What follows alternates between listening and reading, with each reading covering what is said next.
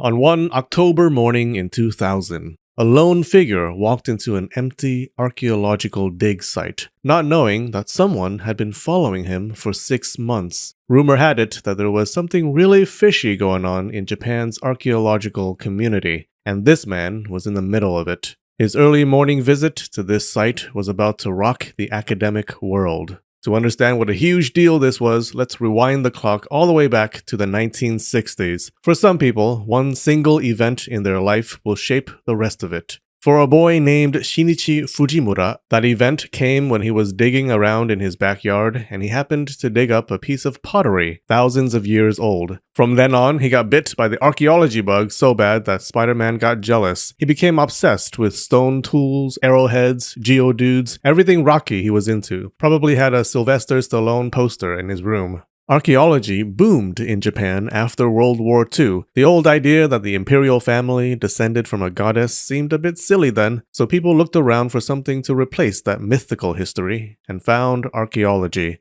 Volunteers were invited to help with huge excavations. Like one excavation in 1953 drew in an incredible 10,000 volunteers. The purpose of these massive digs were not only to help contribute to science, but to teach the volunteers about ancient history. They didn't just shovel up soil, they were shoveling up a national identity and self-worth. A whole generation of amateur archaeologists climbed out of the dirt, including our young Fujimura. People raced to find the oldest artifacts they could. Lucky for them, Japan's economy was taking off, which meant new construction everywhere. Japan's large cities just happened to be located in areas that ancient people liked to live in, so it's not uncommon for construction workers to dig a ditch and suddenly stumble across a pair of stone underwear or something similar. Cultural preservation organizations swooped in on construction sites and tried to rescue as many artifacts as they could from the jaws of modern plumbing. Every time a new, oldest artifact was discovered, the newspapers printed headlines with a lot of font and very little confirmation from the scientific community. The media praised these amateur archaeologists as explorers, doing it for the love of history. People were digging everywhere, even in boxes they dug for snacks, like snacks from Tokyo Treat and Sakurako, the sponsor for this video.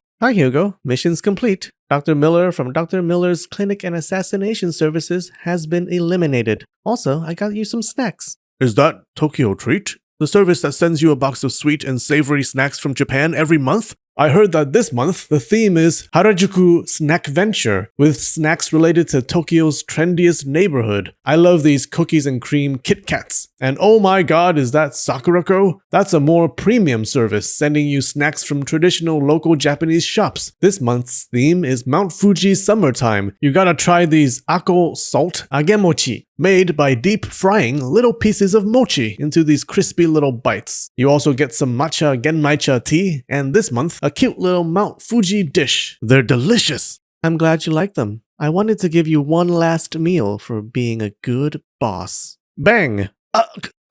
Why? Dr. Miller was my dad. You made me kill him. You know we both had face change surgery and wouldn't recognize each other. And you were the one who came after us in the first place, aren't you? I thought the assassins had killed my parents, so I changed my face and joined the hitman industry to find the people who ruined my life. I never would have guessed you were part of it. Wait, Stacy? What? Oh no. After I accidentally killed him, he told me the truth. He said he was glad he could see me one last time before he died. But he didn't even get to see my real face. Dr. Miller was your dad in disguise? Oh, what have I done? Stacy, I'm your mom.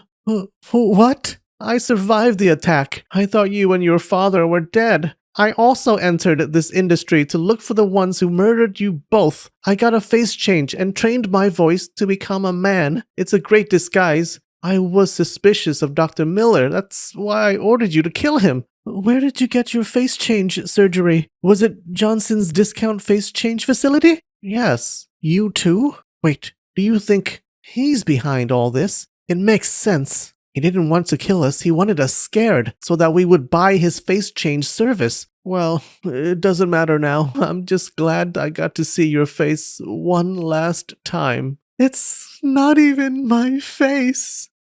No! For a discount on your first box, click on the link in the description and use code Linfamy. It makes for a great gift. In 1972, Fujimura started getting familiar with archaeology and in his off time went artifact hunting. Without a degree or any professional training to get in his way, Fujimura was unstoppable, a genius. Almost every dig he went to, he made amazing finds, each one crazier than the last, each one older than the last. Like a boss, Fujimura would stroll into an excavation site and dig up arrow points, stone axes, post holes, you name it. He was collecting everything but student loan debt. He would even sometimes lead reporters around a site, crouch down, and find a stone tool right there on live TV. People gave him nicknames like Divine Digger, God of Stone Tools, and my favorite, God's Hands. Like a superhero with the power of archaeology, able to save you from failing your PhD program, I guess. From the 70s to the 90s, Fujimura's findings pushed back the date of the earliest known humans in Japan from 30,000 BC to over 500,000 years BC. The media loved him, and so did actual archaeologists. He even landed important positions in archaeological non-profits. As Fujimura's fame was taking off faster than a Shinkansen train late for a tea ceremony, a few nosy scientists got suspicious at how godly Fujimura's hands were, and they did something crazy.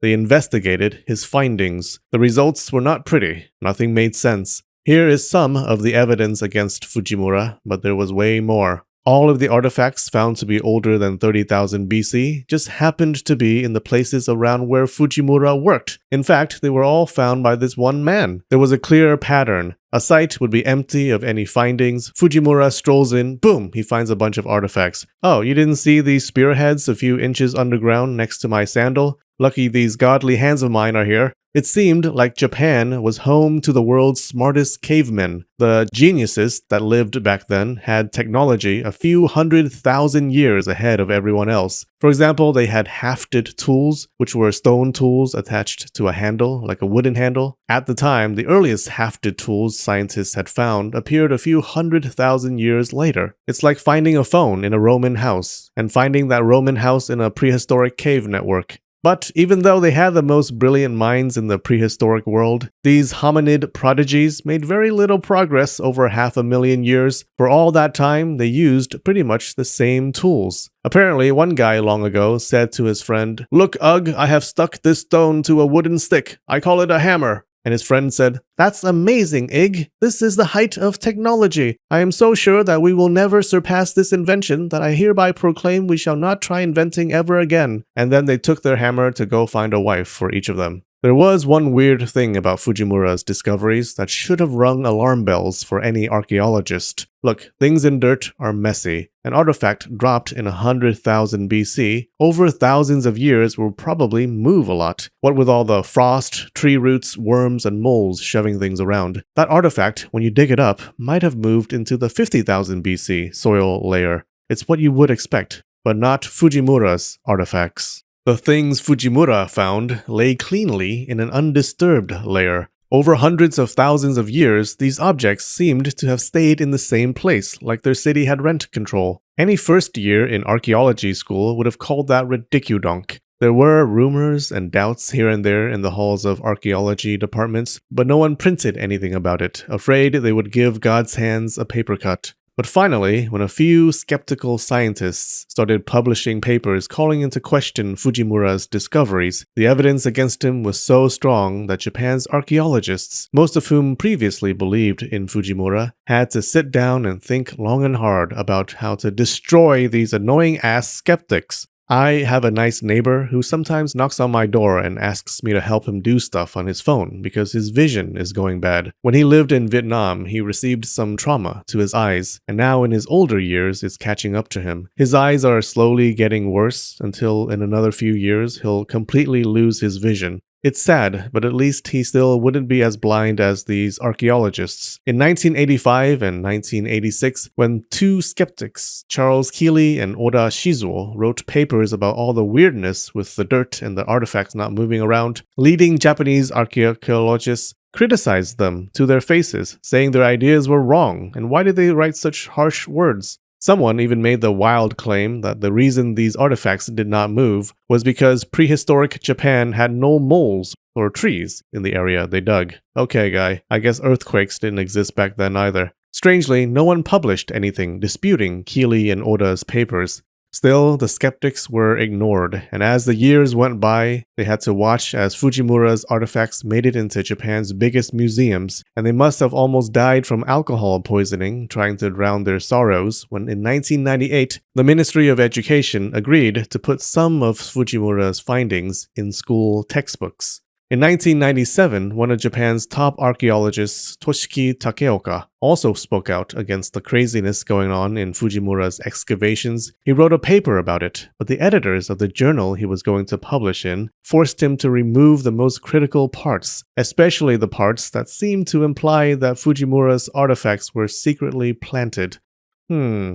Well, the truth is like gas in your bowels. Sooner or later, it will come out. Some journalists from the Mainichi Shimbun newspaper thought that maybe something weird was going on, so they followed Fujimura for 6 months. Finally, on October 22, 2000, at 6 in the morning, this man walked into one of Fujimura's digs. He dug a hole. Now see, the first thing they teach you in archaeology school is that you're supposed to take objects out of the ground. The man instead put objects into the ground. Then he carefully filled the hole. He did this a few more times at different places, then left before the first workers arrived. And it was all on tape. The next day, sure enough, in a grand press conference, Fujimura and his team announced they had discovered the oldest known human artifacts in Japan, stone tools 600,000 years old, smashing the previous record by 100,000 years. Fujimura's digging skills were like magic. Totally not real. 2 weeks later, the Mainichi Shimbun printed a front-page story that caught streams of tea ejected from surprised mouths all over Japan. An amateur archaeologist who had been achieving success for more than 2 decades, caught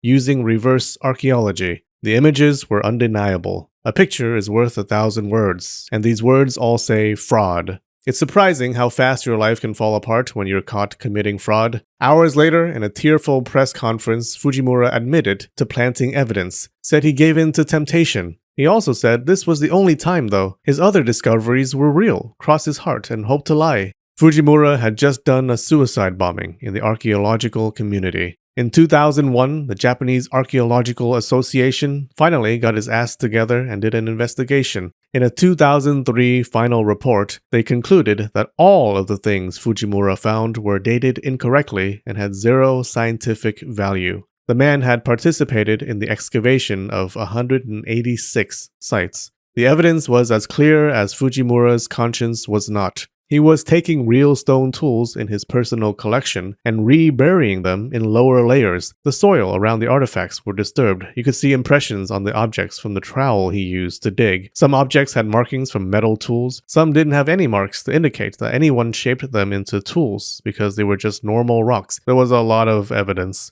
What was more surprising than the fact that he faked everything was the fact that he was so bad at it. How did Japan's scientific community ignore the red flags waving right in front of their faces? Well, there could be a few possible reasons, probably a combination of them. It was after World War II, and the Japanese felt humiliated. Their national pride was beaten and bruised and needed a pick-me-up. Then here came a guy who kept finding evidence that early humans came to Japan a lot earlier than expected, and they were so advanced. The story was irresistible. Another reason was the media, who couldn't stop printing stories about every new discovery immediately. They made Fujimura into an archaeology god who no one wanted to contradict. Or maybe it was senpai syndrome, that Japanese culture of respect towards those above you. Disagreement with your seniors was frowned upon. No one wanted to point out that the emperor's new artifacts were just rocks. Who knows what combination of these things led to the hoax? What we do know is that the disgraced Fujimura did not do well afterwards. He was a man who once heard someone say, "Fake it till you make it," and took it to heart,